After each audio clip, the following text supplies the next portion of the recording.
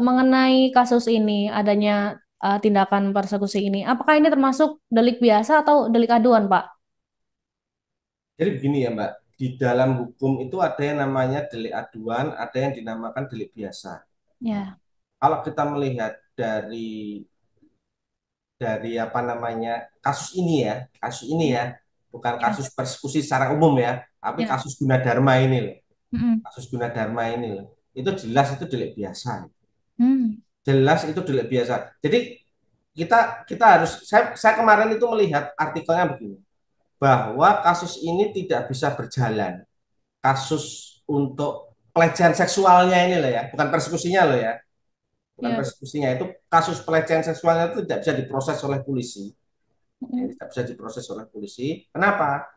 Karena si korban itu Ya. tidak mengadu, sehingga ketika tidak mengadu, karena itu adalah delik aduan, Mm. nah, maka polisi juga nggak bisa memproses, Hmm. nah, gitu. Nah, itu kan mendapatkan reaksi dari banyak banyak pihak itu, termasuk Ya. ahli-ahli hukum itu. Karena apa? Dalam undang-undang TPKS tindak PKS. pidana kan, kekerasan seksual itu Mm-mm. jelas di dalam pasalnya disebutkan, di dalam pasalnya disebutkan bahwa perkara tindak pidana kekerasan seksual tidak bisa dilakukan penyelesaian di luar persidangan. Artinya apa? Itu tindak pidana pelecehan seksual itu harus tetap sampai pada persidangan dan Hmm. kemudian berujung pada putusan kan gitu. Ya. Putusan hakim. Hanya saja di dalam pasal 6A, pasal 5 dan pasal 6A Undang-Undang Kekerasan Seksual itu perbuatannya digolongkan sebagai delik aduan. Hmm. Nah, artinya apa? Kalau digolongkan sebagai delik aduan, bisa jadi itu kalau yang mengadu itu kemudian ingin bahwa kasusnya itu terus, ya berarti berlaku pasal yang tadi. Kalau kasusnya terus oleh yang pengadu itu, saya tetap harus melanjutkan perkara ini. Itu nanti berlaku bahwa kasus ini tidak bisa diselesaikan di luar persidangan. Hmm. Tapi kalau yang mengadu saja sudah Mm.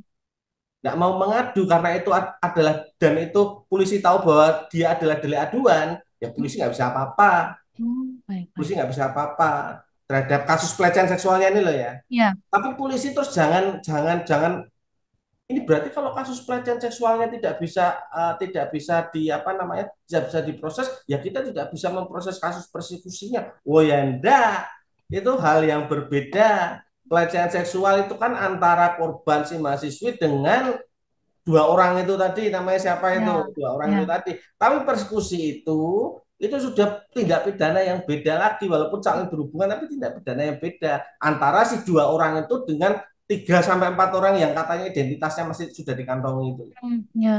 Nah, itu tetap harus diproses, itu delik biasa itu, Mm. bukan delik aduan, Hmm. delik biasa. Mohon koreksinya berarti mengenai pelecehan ini sendiri ini kan termasuk delik aduan dan ini kan mengatakan si korban ini minta damai. Berarti memang kepolisian ini juga tidak berwenang untuk melanjutkan ke persidangan seperti itu ya Pak. Tidak melanjutkan kasus ini seperti itu ya Pak. Kenapa? Jadi begini Mbak, kenapa kok polisi itu mengatakan bahwa ini delik aduan? Ya. Karena si polisi itu pasti menempatkan perbuatan itu dalam pasal 5 atau pasal 6 huruf A, Hmm. gitu loh. Hmm. Pasal 5 dan pasal 6 huruf A itu menjadi delik aduan. Ya. Nah, tapi kalau kita melihat dari korbannya yang sudah 3 orang, 3 atau 4 orang itu mahasiswanya, itu Tiga. kan berarti sudah eh, kejahatannya kan sudah nggak normal, bukan bukan merupakan kejahatan yang memang sudah terencana itu, Ya. melecehkan si A, si B, si C, si D, itu ya jangan dikenakan pasal delik aduan, Hmm. dikenakan pasal yang delik biasa. Kan di dalam undang-undang kekerasan seksual itu kan pasal yang merupakan delik aduan itu ada di pasal 5 dan pasal 6A, Ya. sedangkan pasal-pasal yang lain itu delik biasa. Ya Hmm. mau jangan dikenakan pasal 5 sama 6A, tapi dikenakanlah pasal 6B. Ya. Nah, 6B itu apa? 6B, setiap orang yang melakukan perbuatan seksual secara fisik, itu kan kabarnya mahasiswinya itu kan didorong, ya, didorong terus mau dicium, Ya. tangannya juga apa menunjukkan tanda-tanda seksualitas gitu, didorong, tubuhnya dikekep gitu, itu kan pelecehan seksual fisik itu, bukan non fisik.